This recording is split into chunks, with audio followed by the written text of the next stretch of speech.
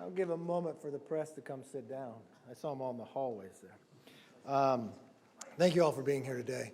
And before we begin, I first want to begin by addressing the heinous attacks that happened to Congressman Connolly's district office today. I did put a call into the congressman to check on his staff members. We are all praying for the quick recovery for the staffers injured and grateful for the quick actions of the law enforcement who apprehended the suspect. Last week, the House Republicans went to the National Law Enforcement Officers Memorial in Washington, D.C. to pay our respects to the officers who lost their lives in the line of duty. Today, at the National Police Week begins, we continue to show our full support of our police officers by saying thank you. Thank you to everyone who wears the badge. Our nation is blessed to have the bravest, most professional, most capable officers in the world. For those protectors of peace, stopping criminals, saving innocent lives, and helping our communities is more than a job. It's a way of life. And as you sit and talk, we have many who were officers before they took the job as members of Congress. They know firsthand what it's like to walk out the door. And they've had friends not come back. We have members who were officers who were actually shot in the line of duty and continue to be able to serve. We know each and every day that we've watched the rhetoric in this nation move when the Democrats' majority of defunding the police. We now see that a number of members that serve as officers look to retire. And the one thing about serving in law enforcement is not a job, it is a way of life. And many times it follows from generation to generation. But now when you speak to those who wear the blue, they openly talk about maybe it's not a job for their children to do. We need to show the respect, we need to show the funding, and we need to stand up for the law enforcement officers to make sure that they can continue to do the job to keep our streets safe. We've watched what this movement from the Democrats of defunding the police have done to our cities. I come from California.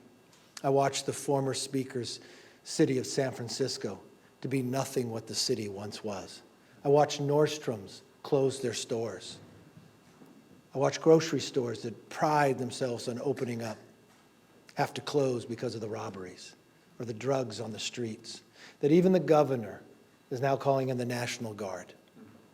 We don't want San Francisco to be the cities across this country. We want to change the course of history, and that's exactly what this conference will do. With that, I want to call up our majority leader, who knows firsthand what it's like if someone comes forth. He would not be here today to serve if it wasn't for the law enforcement, risking their lives, not just to defend his, but to everybody else on that baseball field that day. For Steve Scalise.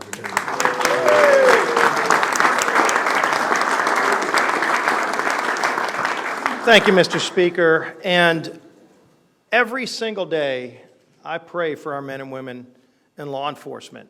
It is never lost on me that I wouldn't be here today if it wasn't for the bravery and heroism of those brave men and women in uniform. Of course, David Bailey and Crystal Griner with Capitol Police were with me that day of the shooting back in 2017. It wasn't just me. It was about a dozen other members of Congress that wouldn't be here either if they didn't step up and do what men and women in uniform do every single day. They take an oath to keep our communities safe. You know, they don't know any given day if when they walk out the door, they might encounter danger, they might be apprehending somebody who committed violence against someone else. They don't know. It might be a slow day, but it also might be a day where their life is in danger, and yet they show up every single day and they do that job. They have our backs every single day, and it's important that we have their backs every single day. That's what a week like this is about, to pay tribute to law enforcement, to take an extra moment to thank them. If you see a cop, thank them for their job, because I pray for them that not only they're able to do their job safely, but they're able to return home to their families, because they are fathers and mothers, their sons and daughters, and their families want to see them come home safe as well. That's why this week we're bringing a number of bills to the floor during this special week to pay tribute to law enforcement, to show them that we have their back in a number of different ways. Hopefully these are all very bipartisan votes, votes that stand up for law enforcement, but also stand up against the attacks on law enforcement. You've seen the defund the police movement. It's still out there. But you also see de facto defunding of the police. You see attempts by some of these prosecutors who run on a platform of not enforcing laws to hold people accountable who are caught by police. There's nothing more demoralizing to a police officer if they chase down a suspect. Sometimes you're getting into fist fights. You're actually having to run them down, and then you catch somebody who did something bad to somebody else only to watch them walk out the door the next day. We saw that happening here in D.C., and we took action in our first weeks in the majority to say at least we have a constitutional ability to do something about it in D.C. And we said if somebody commits a violent crime, they're not going to walk out of jail the next day like D.C. was trying to do. And we passed that bill and it got signed into law. And this is something telling. The D.C. police chief, as this debate was playing out, said something that should remind everybody why the defund the police movement is dangerous, why cashless bail is dangerous, why this attitude that if you catch somebody, you can just let them out the next day is dangerous.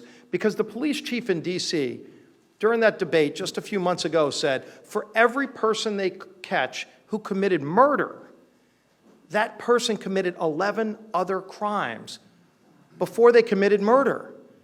We shouldn't stop and put somebody in jail only when they commit a murder. If you can put them in jail the first time they harm somebody, they won't commit that murder. That's what we're standing up for when we're standing up for our men and women in uniform. Because unfortunately, sometimes those murders are the police officers themselves. Last year, we lost over 200 men and women in uniform in the United States of America who were just doing their jobs and were killed in the line of duty. It's a dangerous job on a good day. And on a bad day, there's some that don't make it home. And we never forget those families. We never stop praying for our men and women in uniform who keep our communities safe. God bless each and every one of them. We should all be there to back them as they do their job to back us. And with that, I'd like to bring up our whip, Mr. Tom Emmer. Thank you, Steve. Going off that 200 number that you just gave, 135 police officers have been shot in the line of duty so far just this year. Of those, 15 were killed by gunfire. An officer in my home state of Minnesota was killed just last month after being shot 3 times while responding to a domestic violence call. But instead of backing the brave men and women in blue who place themselves in harm's way to keep our communities safe, Democrats continue to cave to the leftist lunacy that has made them the most anti-law enforcement party in our history. We see the repercussions of their lawless policies on our streets every day. Crime is soaring in communities across this country, with homicides spiking 13% over the past 2 years. Incidents of rape have increased by 23.5%, and aggravated assaults skyrocketed by nearly 34%. But unfortunately, Democrats continue to double down on their pro-crime agenda. Just 2 short months ago, 173 House Democrats voted against bipartisan legislation that overturned the D.C. City Council's radical criminal code overhaul and forced even Joe Biden to admit the Democrat-run city has a crime issue. Our police departments are struggling to recruit and retain officers as it is, and they're looking to us for help. We can start by doing more to defend them rather than defund them. This National Police Week, House Republicans will pass 3 pieces of legislation that send a message of support to our men and women in blue and give them the resources they need to keep our communities safe, and themselves, by the way, safe. After the countless hours these officers have committed to an often thankless job, this is the least that we can do. I hope and pray that our colleagues on the other side of the aisle will put their politics aside and vote yes on these bills that prioritize the safety of our constituents by backing the blue. And with that, I turn it over to our conference chair, Elise Stefan.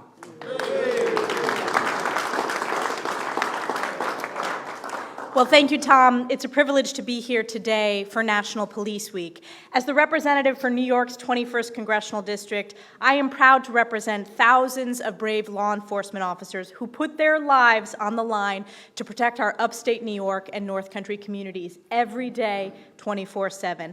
And I am always proud to back the blue. The Republican Party is the party of law and order, and this week we will consider several bills supporting our local law enforcement, including the Police Act of 2023, which was introduced by my fellow New Yorker, Congressman Andrew Garbarino. With the historic humanitarian, economic, and national security crisis occurring along our southern and northern border and the crime crisis across America, Congressman Garbarino's legislation holds illegal immigrants accountable for violence against law enforcement officers by making assaults against an officer a deportable offense. Violent crime has skyrocketed in New York and across the country, and the American people know this is because of the far left's defund the police movement and disastrous policies like we have in New York State, failed bail reform.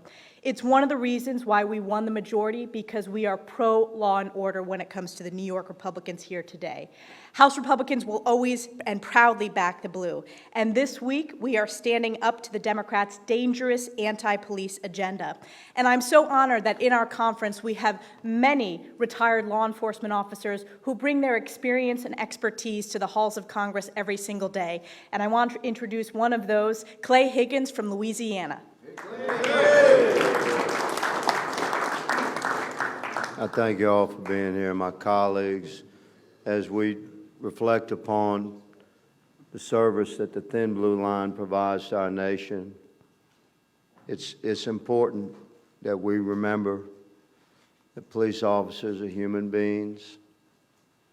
I was a military police officer in the Army and civilian cop for many years, patrol most of those years, SWAT operator for 12 years. For 8 of those years, I worked night shift. My wife and I would have a brief period of time when she returned home from work before I left. And we had a little ceremony, and she would tell me goodbye for the evening. She'd say, "Be safe and come home." And I would tell her, "Don't worry about me, worry about the other guy." That was our little exchange, but it was in recognition to the clear fact that I might not come home. You see, ladies and gentlemen, when you put on a badge to serve your community, you're putting yourself in harm's way purposefully in defense of your community. So this week, when we honor my brothers and sisters of the Thin Blue Line as a nation, I ask you all to just reflect upon that simple fact. These men and women are American human beings with families, and they're serving their community because they want to, not because they have to. They feel driven to serve in such a manner. And I have a brief message for our communities from sea to shining sea. You government officials, let your police officers, let professional law enforcement do their job. Just let them do their job. Support them as they serve. And you district attorneys and prosecutors, when you have a righteous case presented to your office, prosecute. Do your job. It's a simple formula that if we'll follow as a nation, this trend of horrific crime that we're seeing across our country will begin to decline. As we rise, crime will fall. I thank you all for being here, and I'm honored to introduce my colleague, Pete. Where are you, Pete? Hey, come on, brother. Thank you very much. Yes, sir.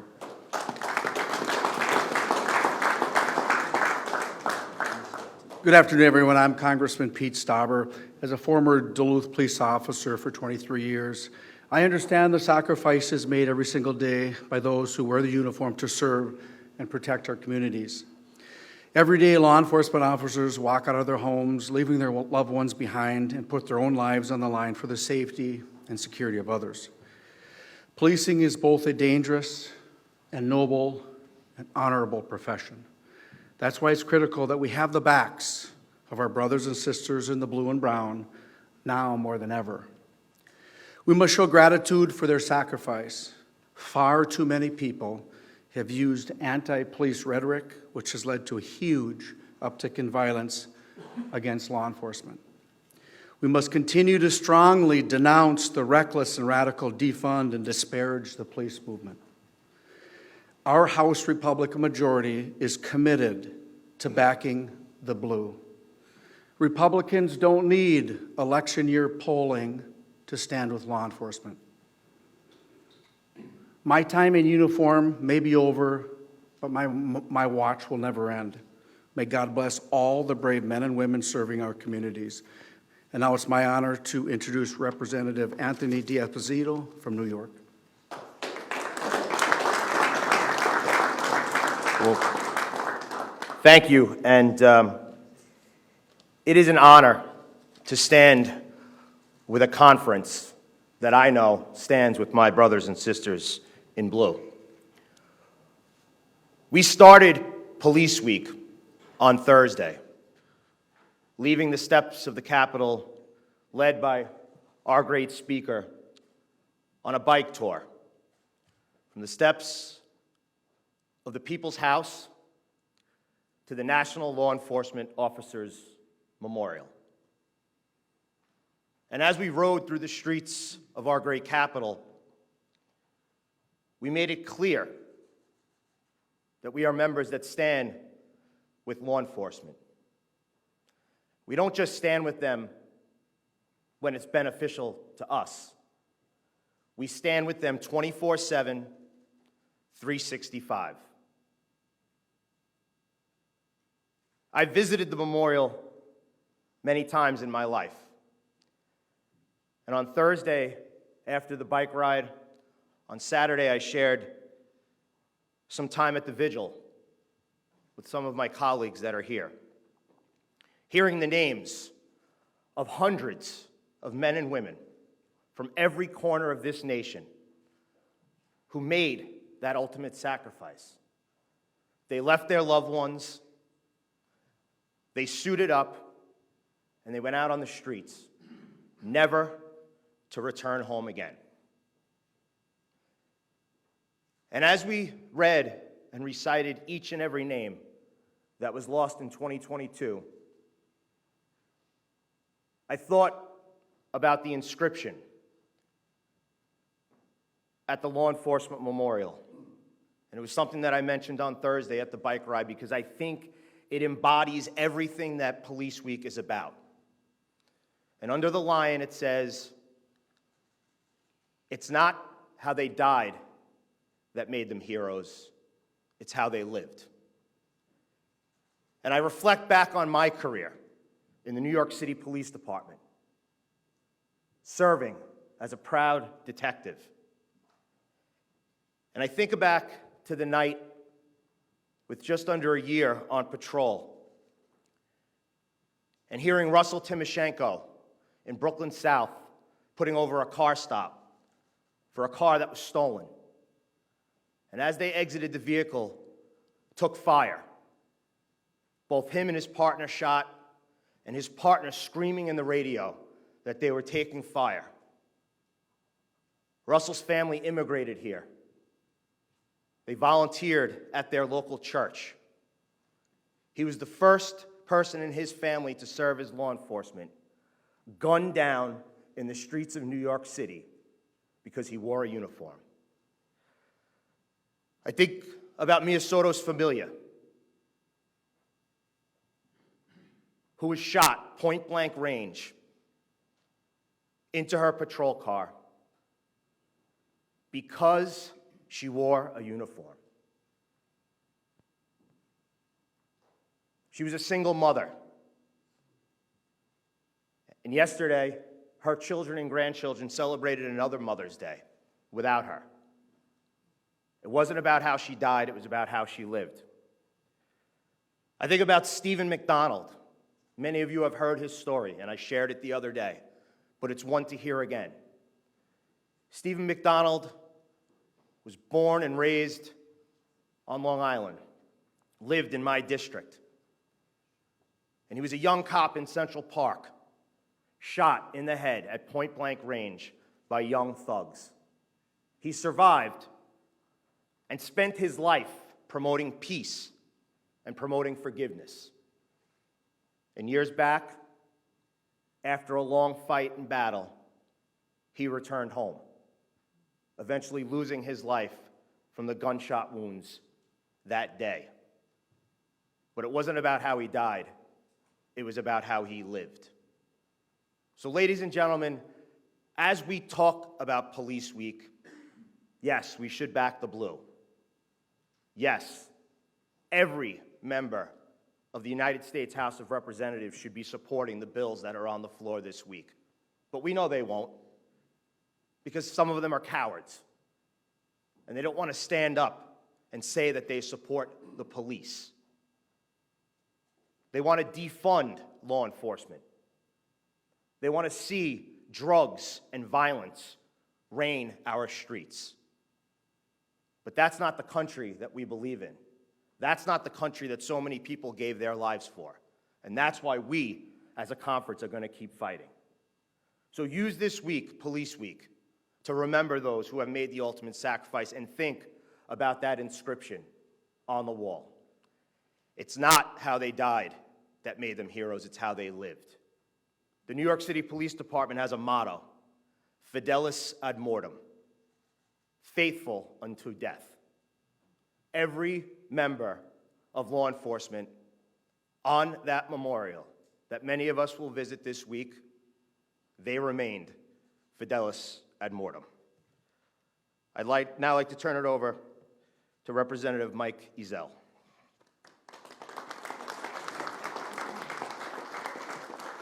Thank you, and thank you all for coming out here tonight.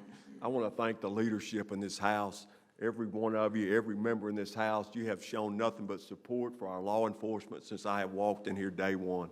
I spent 42 years in police service, and I tell you, if I had to do it all over again, I'd do it again. Today is Peace Officers Memorial Day. Too many times over my 42-year career, I have had to go and visit a grave site. I have had to go and see widows. I have had to spend time with people that have lost their family members. And let me tell you something, that's not something easy to do.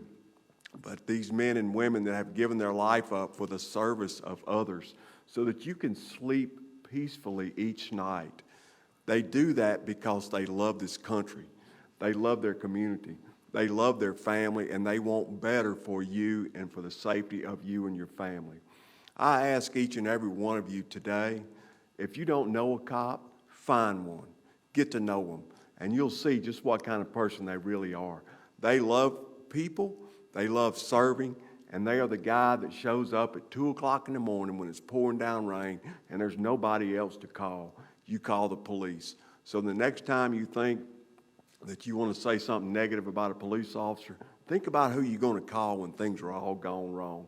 You call your local police. Again, I cannot thank this leadership enough for the way that you have treated me since I have been here. God bless America. God bless our police officers. Thank you.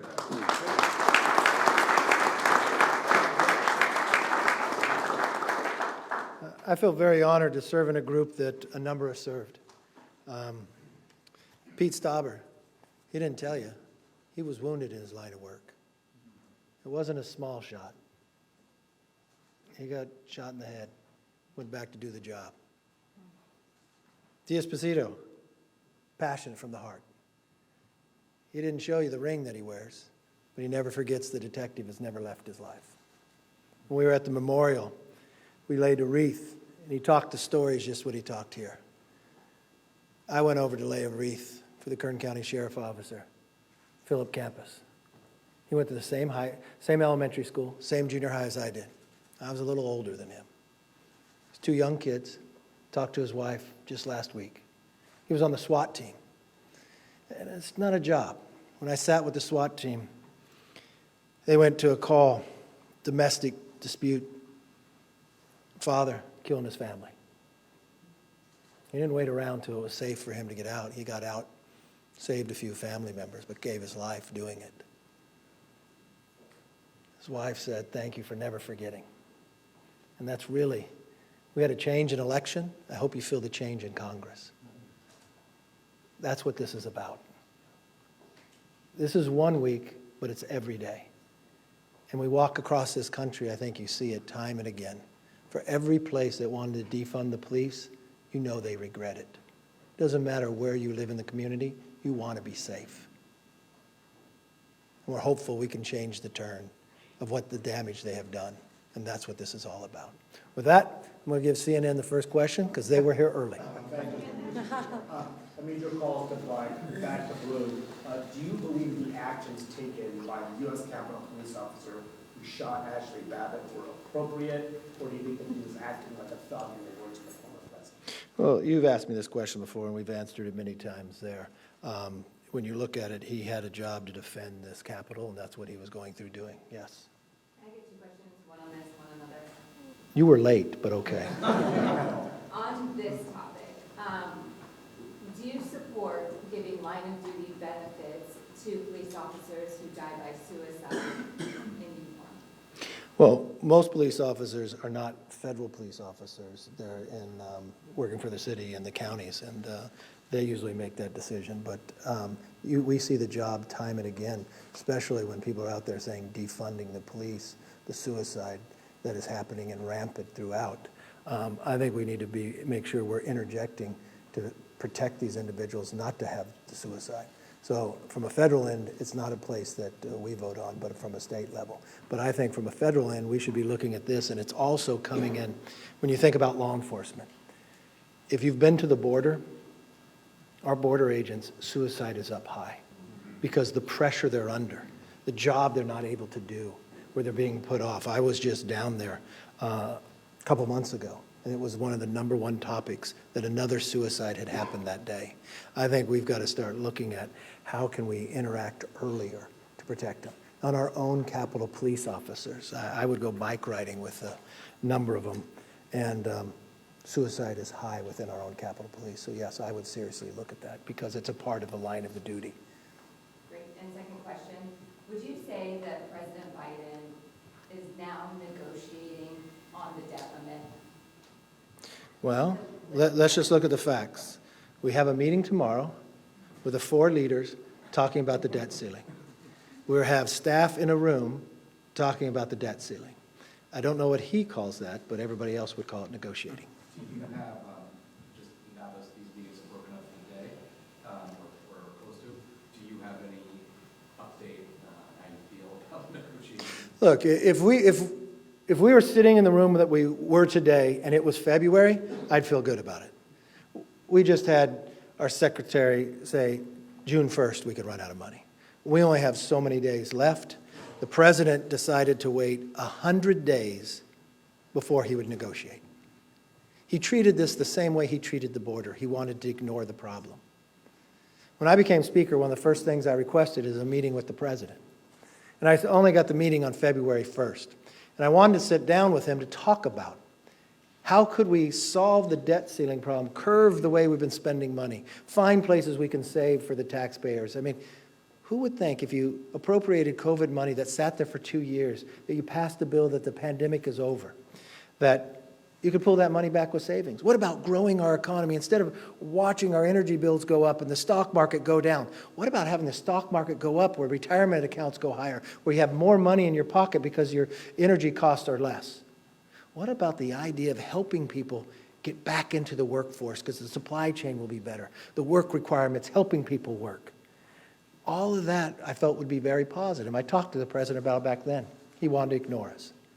And the only body in all of Congress are the Republicans who raised the debt ceiling. And we did it way in advance before Janet Yellen told us when the deadline was, because we didn't want to be here. So no, I don't think we're in a good place. I know we're not. This ignoring the problem, thinking it's going to go away, he could bumble his way just into a default like he did on the border. That's what we didn't want to have happen. So we raised the debt limit. We're protecting. I don't know, maybe his secret plan is to wait till the last minute and pass our bill.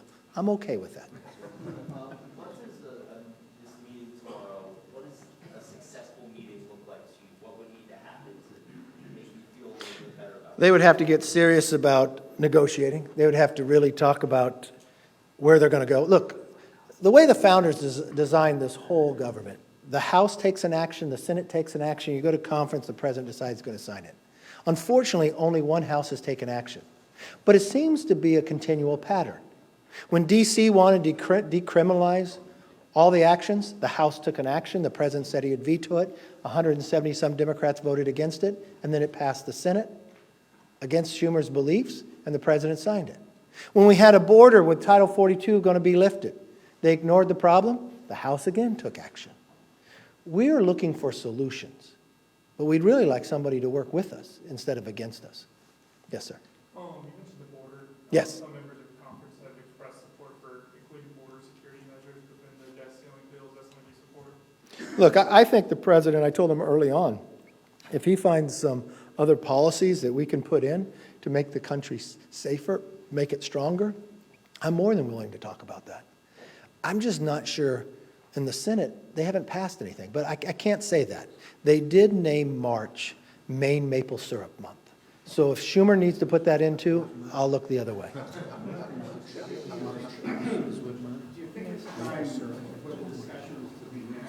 Yes.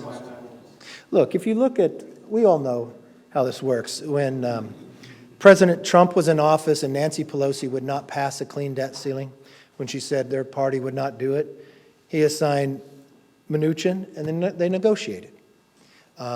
Same thing with President Bush, same thing with Obama. Unfortunately, here is the way the president has ignored it for 100 days, and then he still hasn't taken it serious. We only have so many days left in session to deal with this. So you would like bilateral talks between you and the president without... You know, I haven't hid from that. That's been from the very first day. When I went to meet with the president, it was the president and I. If the president comes to an agreement, the Democrats in the Senate will vote for it. The House will pass it if we are all in agreement. Why do we waste more time going around and around, not solving any of the real problems? I think you're putting the country in jeopardy when you do that. Yes, ma'am. President Biden is scheduled to go to Japan and Australia later this week. He's leaving later this week. Do you think he should still go in light of where negotiations are? Look, I think an American president should focus on the solutions of America. And I think it shows your values and your priorities. I just watched a border where we didn't focus upon. I watched a debt ceiling come before us that is very serious. I watched this president, when he was senator, vote against debt ceilings. And he said it didn't go far enough to cut and save. My question to the president is, how big a debt is too big? Is $32 trillion, if that's not big enough, that's bigger than our entire economy. And this whole time he wouldn't talk to me for 100 days. You know what happened? If you look at the Congressional Budget Office, our debt went up $100 billion more. How much more do you want to charge every new child born in America? Is $100,000 enough? How much do you want to indebt the next generation? Because he wants to spend more money we spent during the pandemic. He looks at the next 10 years. We will pay $10.5 trillion in interest. But historically, since 1940 until today, those 83 years, we only paid $9 trillion. He wants to continue to spend the next generation's money. So the real question is, what will he prioritize? What are his values? And how much is too much? You know, what was interesting, I've been through a lot of hearings as members of Congress, and I remember years ago, the Joint Chief came to a hearing, and they asked him, what is the greatest threat to our nation? He didn't say Russia. He didn't say China. You know what he said? Our debt. Every great society has collapsed when they've overextended themselves. And can you seriously look, and I asked the president this, can you tell me, do you not believe there's not one thing in all the spending that we spend that we can't save?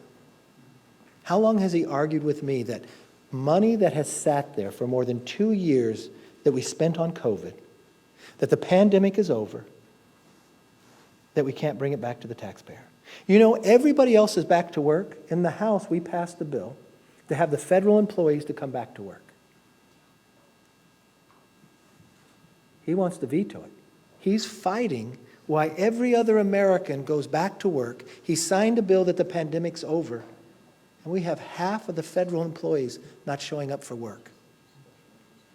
I don't know how you look at a hardworking taxpayer and look them in the eye and say you're doing a good job or you're focused on solutions for America. Look, there's a lot of problems around the world, but we got a really big problem right here, and I think it takes everybody's attention to get it done. You already asked too. I'll come back, yes. You sort of alluded to it, but you believe that President Biden is negotiating with you.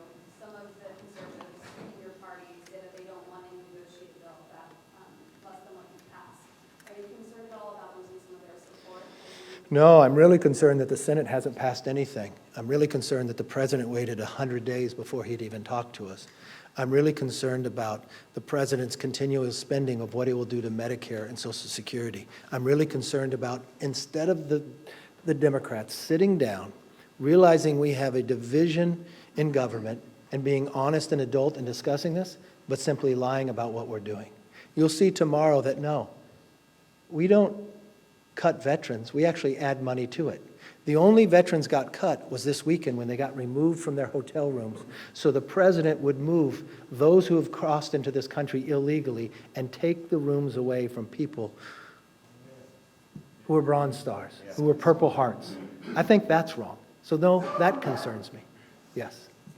When you meet with the president tomorrow, what are your demands or your... My demands? Yeah, what's your message going to be to the president tomorrow? What is Mr. President, the purpose of this meeting? well, the president's called the meeting. I told the president I'll meet him anytime he wants to. I will tell him time is of the essence. And it's very simple. We want to limit, save, and grow. We want to limit the outside growth of government because we are growing too big.